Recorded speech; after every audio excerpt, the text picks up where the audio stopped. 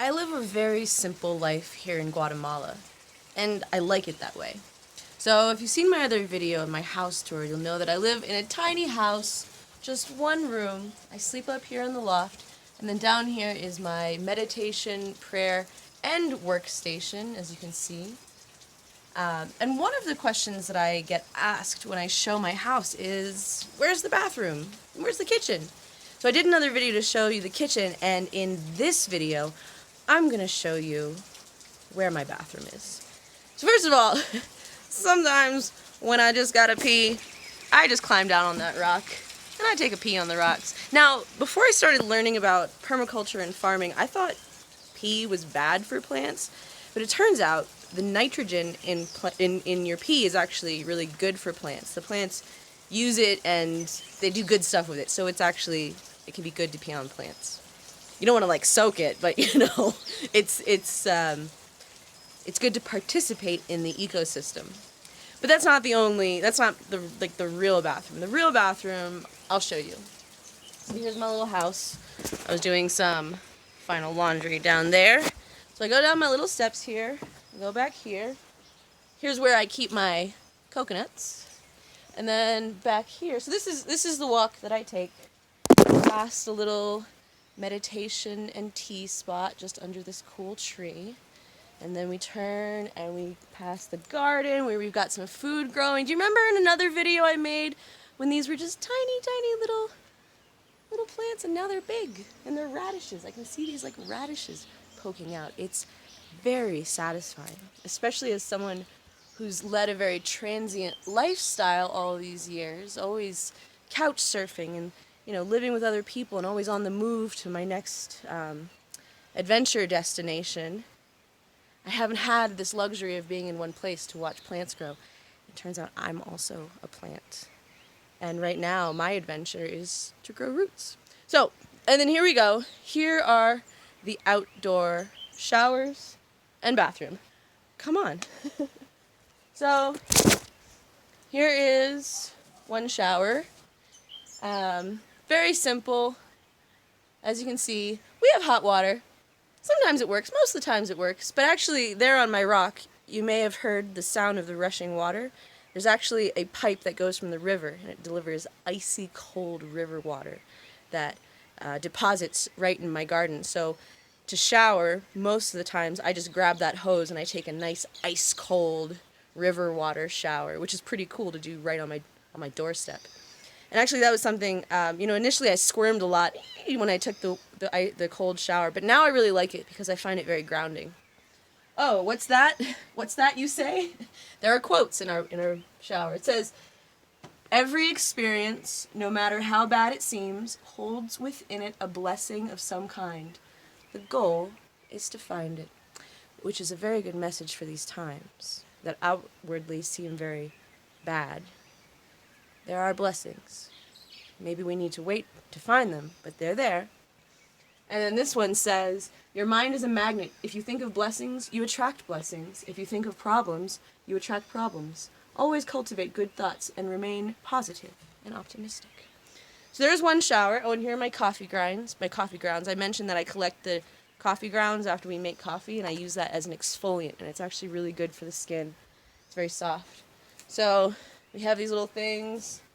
Here's another shower. And then here is the bathroom. The bathroom.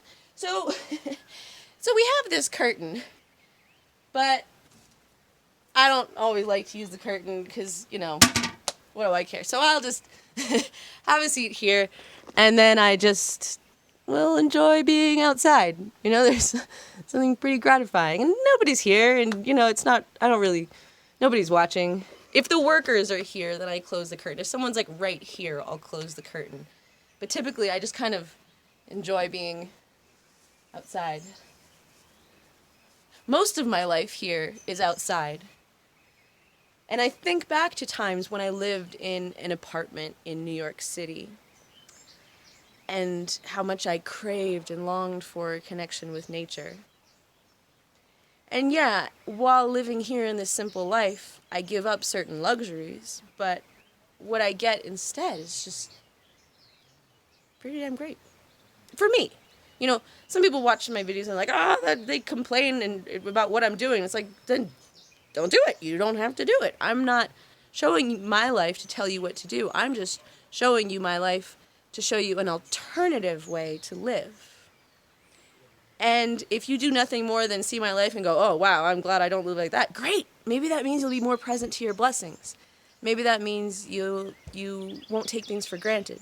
Like, I know that now, because of mostly taking cold showers, whenever I get a good hot shower, it's like, oh, I appreciate it so much. And then here, so check this out. So this sink was just made out of concrete and like stones and pieces of ceramic. And then this faucet was fashioned out of just DIY, you know. And here's my toothbrush. And I brush my teeth with salt water. And that actually relates to the wisdom tooth I had removed this summer. Maybe you saw that video.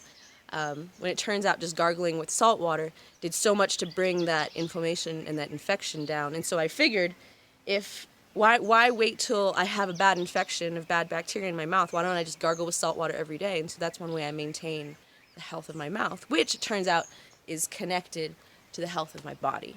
So anyway, so that's my bathroom.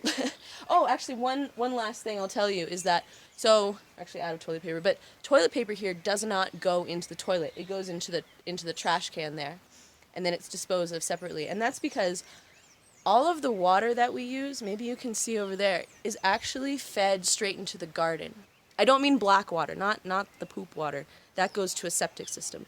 But the water just from washing our hands, maybe you can see this, is it goes, where is it? Over there, to that pipe, which dumps to that plant right there. So that's a very happy plant. So here, we don't waste water, and that's part of the permaculture principle, that everything gets used to the maximum to create the maximum amount of life, because that's what we're trying to do. We're trying to interact with our environment with as much harmony as possible, such that we facilitate life within the ecosystem. You know, we see ourselves as part of it, not the necessarily like, we are the masters. Like, no, we are a part of the whole of these integrated relationships. And so when we think about our resources, we think about how it affects the plants, the animals, the local environment, you know?